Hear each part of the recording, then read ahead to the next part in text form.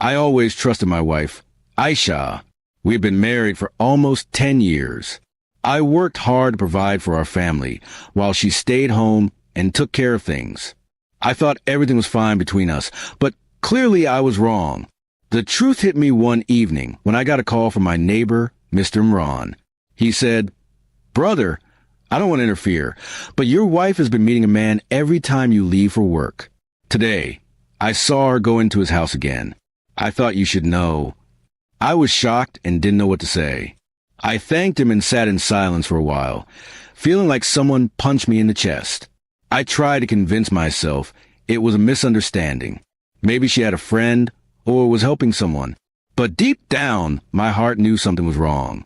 I left work early the next day and drove slowly into the street, parking near Imran's house.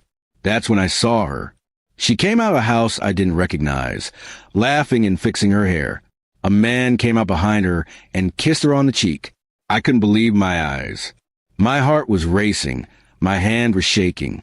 That house belonged to her affair partner. All the love I had turned into anger in a few seconds. I drove away before they saw me, trying to control myself. I didn't sleep that night. I kept thinking about all those years I spent building a life with her while she was busy destroying it.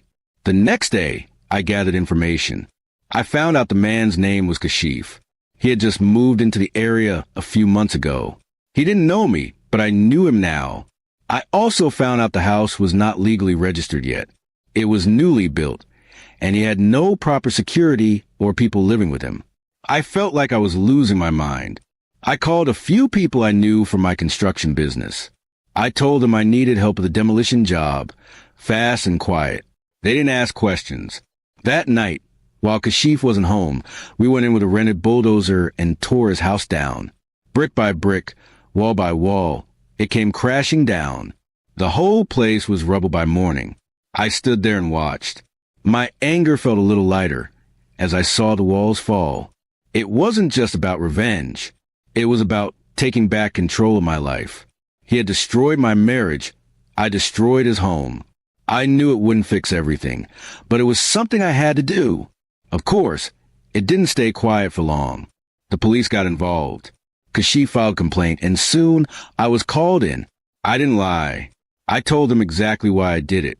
The officer looked at me and said, "You know this is a crime, right?" I nodded and said, "Yes, but so is breaking a man's home from the inside." The case went to court, but my lawyer managed to reduce the charges. I paid a fine and was banned from using construction equipment for 6 months. It was worth it. I didn't care about the punishment. I cared about making a statement. Kashif moved out of the neighborhood after that. He was too scared to stay. As for Aisha, she came crying to me when she found out. She said it was a mistake, that she loved me, and she wanted to fix things. But I was done.